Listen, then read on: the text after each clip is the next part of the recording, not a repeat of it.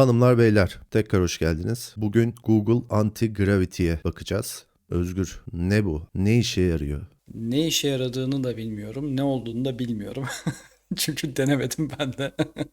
Sadece bu aralar böyle bir IDE savaşları işte IDE dediğimiz de bu hani kod yazdığımız programlar. Şu an en popüler olan Microsoft'un VS Code'u var işte içinde. Açılımı neydi İDE'nin? Bakalım. Integrated Development Environment'mış. Güzel. Editör iyidir ya. Evet. Dümdüz. Editör diyelim. Şu an en meşhur özellikle bu yapay zekadan sonra olanlardan Cursor. 20 dolarlık galiba ya da 22 dolarlık bir aboneliğine farklı farklı yapay zeka modellerini kullanabiliyorsun. Biz Bayağı da iyi. Cursor kullanıyoruz. Biz de Bütün ben ekip. ben de Cursor tercih ediyorum. Bizim genelde ekipten çocuklar farklı farklı şeyler deniyorlar. Benim şu an çalıştığım şirket herkese VS Code artı Copilot veriyor. Ben Cursor'a alıştım, hoşuma gidiyor ama bir ay falan oldu herhalde. Google'da bu treni atladı. O da bir anti-gravity diye bir şey çıkardı. Uzun zamandır aklımdaydı, bir denemek istiyordum. Nasıl çalışıyor falan onları bilmiyoruz. Beraber deneyeceğiz. Evet, ya benim bildiğim kadarıyla bunu zaten Cursor'ın rakibi yanılmıyorsam Windsurf'ti ismi. O ekipten bayağı bir adam toplamışlardı. Kendileri de zaten VS Code'u forklayıp zaten VS Code open source olduğu için onun bir benzerini yaptılar diye düşünüyorum kendi modelleriyle. Onlar bedava modeli. Cursor da öyle değil mi? Evet, o da O da VS Code'dan. VS Code'un fork'u. Evet, yani bu da ilginç, yani bir yerden forkluyorsun ve milyar dolarlık şirket kuruyorsun. Yani aslında hep bize ya o yapıldı abi orada zaten sektör kapandı derken pes etmemeyi de biraz gösteriyor. Düşünsene, Microsoft gibi bir firma var, VS Code gibi bir şey var, sen onu klonluyorsun, içine bazı özellikler koyuyorsun ve bir anda milyar dolarlık bir şirket haline geliyorsun. Yani aslında güzel bir başarı hikayesi. Standart VS Code'da da pluginlerle AI entegrasyonları olmasına rağmen yani. Evet. İlginç. Neyse, antigravity.google'dan bunu indirebiliyorsunuz. Mac, Windows, Linux her şey için var. Ben indirdim. Ben bütün ayarları default seçtim. Hiçbir ayar yapmadım. Google account'unuzla login olun istiyor. Login oldum ve bizi bu ekran karşılıyor. Sağ tarafta bir agent, yapay zeka karşılıyor. Ben aslında şöyle bir şey istiyorum. Biz hiç yazılım da bilmeyen biri gibi yapay zekayı yönlendirmeyelim. Şunu kullan, bunu kullan demeyelim de. Hiç bilmiyoruz. İlk defa böyle bir şey açtık. Türkçe konuşma dilinde istediğimizi anlatalım. O bize ne yapacak, nasıl yapacak onu görelim istiyorum. Hiç bilmiyorsan yapma abi, yazılımcıya söyle o yapsın. Mantıklı tabii. Ya bakalım, belki de çok güzel yapacak, bilemiyoruz. Hemen de şey yapmayalım. Hadi bak. Kötülemeyelim. Hadi bak. Benim kafamda şey var. Bir mülakata girmiştim iyi de bir firmaya. 3-4 kişi böyle online coding session yapmışlardı. Bana şey demişlerdi. İstediğin kadar vaktin var. Bize bir tic-tac-toe game. SOS yazıyorsun ya, ya da XOX yazdın. Bu oyunu bize kodla demişlerdi. Kodlamıştım. Sonra işte oyun bir anda işte şeye dönmüşlerdi. 3x3 de 4x4 tablo olsun istersek nasıl customize ederiz? Bir de işin sonunda da hatta şey demişlerdi. Bir de hadi online, aynı desktop'tan lokalden iki kişi aynı anda nasıl oynatırız falan filan yapalım demişler. 6-7 saat sürmüştü bu arada, bayağı uzundu. Tamam oğlum, şeyi teski yaptırmışlar sana işte. Aynen, işi yaptırmışlardı. Benim o herhalde 6-7 saat sürdü dediğim işi. Bakalım bu yapay zeka ne kadar da yapacak, onu şey yapalım. Bana bir tic-tac-toe game oluştur. Evet, bastık. Bakalım generating diyor. Hiçbir şey de söylemedim. Hani React'le yaz, yok Next.js'le yaz, jQuery ile yaz, ne bileyim Unity ile yaz gibi. Bakalım nasıl kararlar alacak, onu da görelim. Söylese miydin işte. Mesela bak, burada yazılardan görüyorum. Vanilla.js ve HTML ile yapmayı tercih etti. Mesela bir framework kullanmak yerine. Önce bir plan çıkardı nasıl yapacağını. Bir index HTML, bir style CSS ve script.js koyacağını söyledi. Ne diyorsun? Vanilla.js ile devam edelim mi, yoksa bize React ile yaz falan Etsin mı dedi. bakalım ne çıkacak. Hadi bakalım etsin o zaman. Proceed diyorum.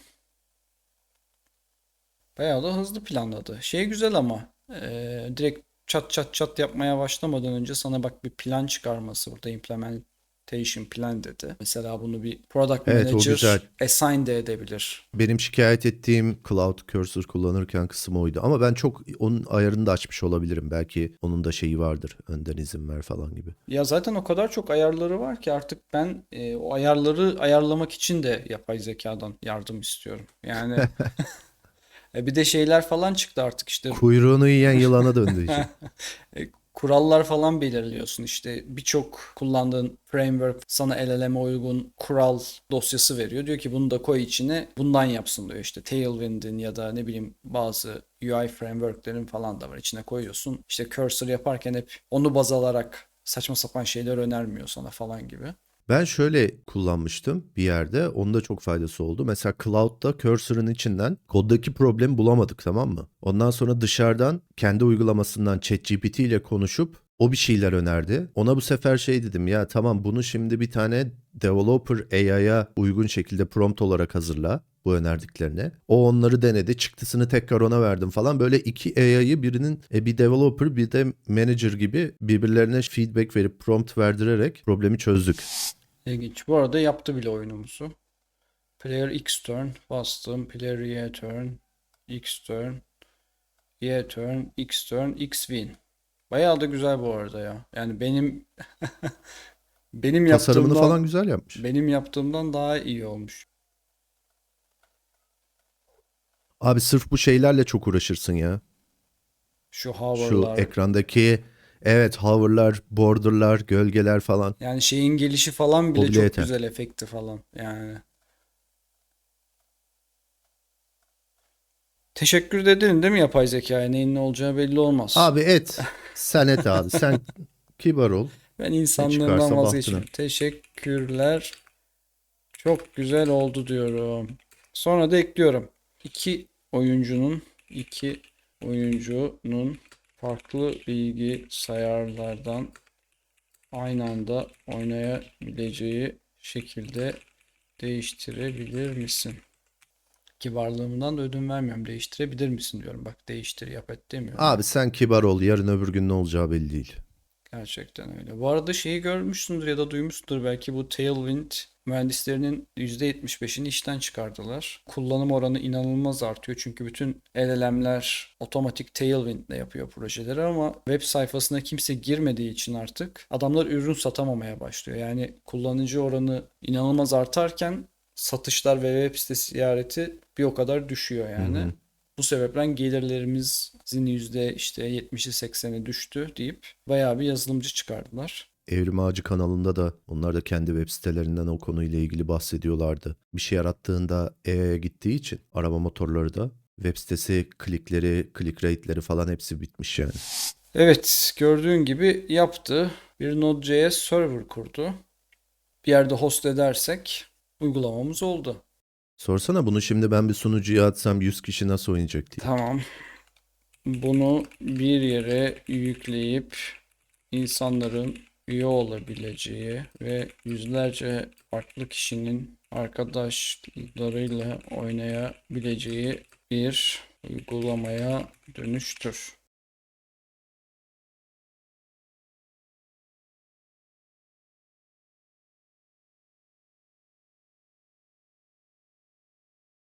Şimdi bir DB'ye bir şeye ihtiyacı var. Ya da memory'de de olsa maplemesi lazım kullanıcıları. SQLite kullanıyor. Bence güzel bir Hmm. seçim. Ben Google'ın olduğu için otomatik hani Firebase falan kullanalım diyecek diye düşünüyordum. Onu dememesi şaşırttı beni. Abi öyle şeylere force'larsa kullanılmaz. Ya force değil ki o default'ta hani sana bir DB lazım işte Firebase kullanayım mı falan dese işte Google'ın olduğu Firebase kim hayır diyecek ki?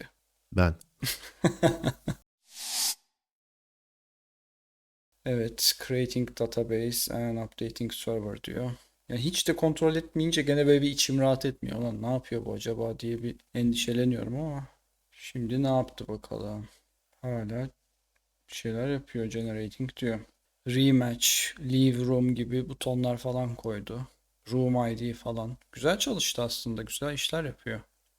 Ru mantığına gidiyorsa doğru yolda. Evet. Yani şey de iyi. SQLite kurup database'i de kendisinin host etmesi. Seni bir üçüncü parti bir şeye yönlendirmeden. Ama mesela SQL'de query yazıyor. Ben bir ORM kullanmasını isterdim mesela. Ya adam şu kadar şey yaptı. Beklentin bu mu yani? İlla bir şey. Bak şu an hatta bir login ekranı da kurdu. Canavar gibi. Hadi bir deneyelim bakalım. Register diyelim. Username'imiz Özgür olsun. Zor bir şifre yapalım. 1, 2, 3, 4, 5 diyelim. Sign up dedik. Bak mesela burada şey yapmadı. Yani 1, 2, 3, 4, 5 diye şifre mi olur lan demedi. Hemen kabul etti. Tabii aynı browser'dan girdiğimiz zaman doğal olarak farklı bir şey gibi görmüyor bizi. Bir saniye, farklı bir browser'dan açayım ben bunu. Oradan da bir kullanıcı yaratayım.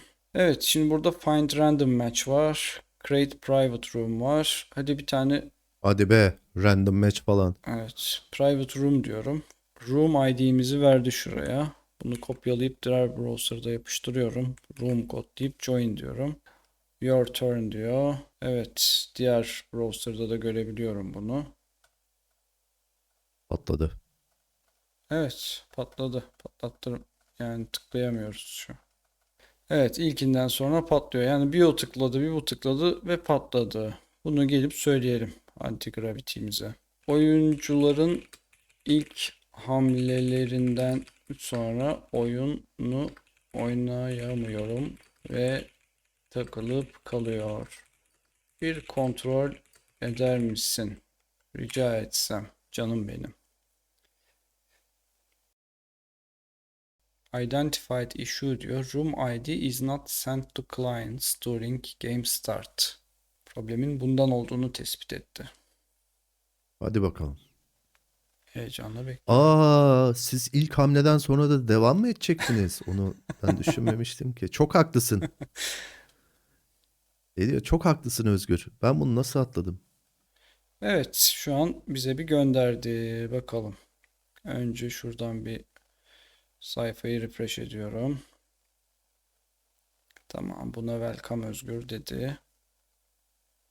Pardon, şu sayfa, şu browser'ı gösteriyormuşum.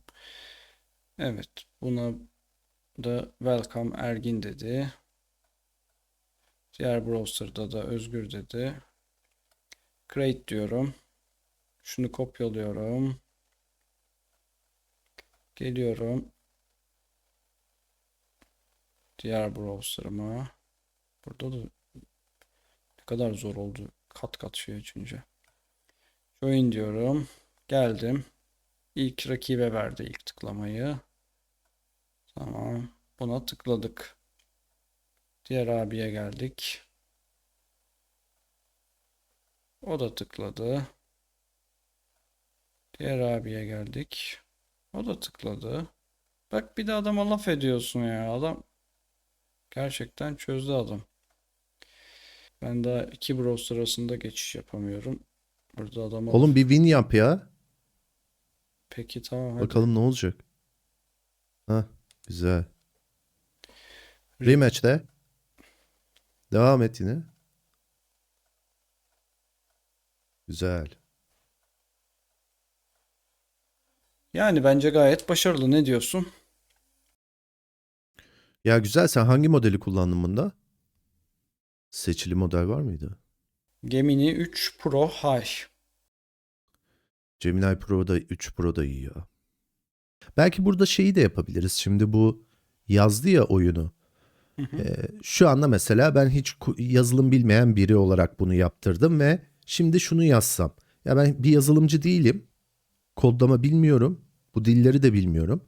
Ne yaptığını, neyi neden yaptığını bana bir anlatıp öğretebilir misin yazsak bu editöre?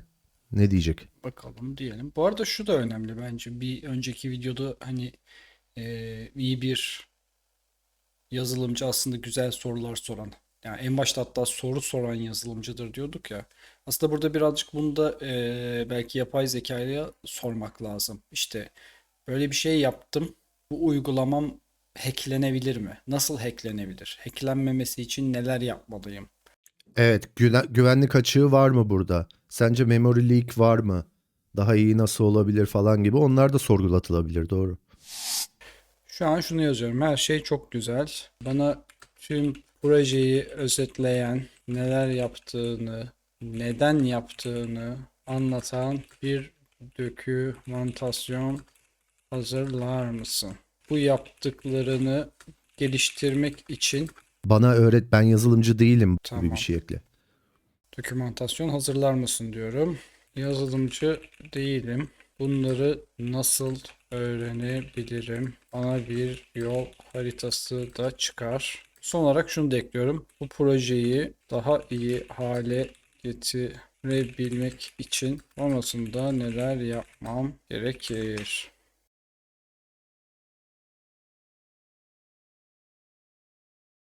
Evet, düşünüyor. Aslında şu an güzel bir proje şu olabilir. Bunu galiba benzer bir şeyler de yaptılar. Bu AI'dan cevap beklerken benim canım çok sıkılıyor. Bir şey yazıyorsun. Hemen böyle bir işte Twitter açayım bilmem ne yapayım falan diyorsun ya. Orada AI beklerken zaman geçireceğin bir şey olsa IDE'nin editörün içinde. Abi yok artık ya. Ya daha neler ya. Olmaz mı?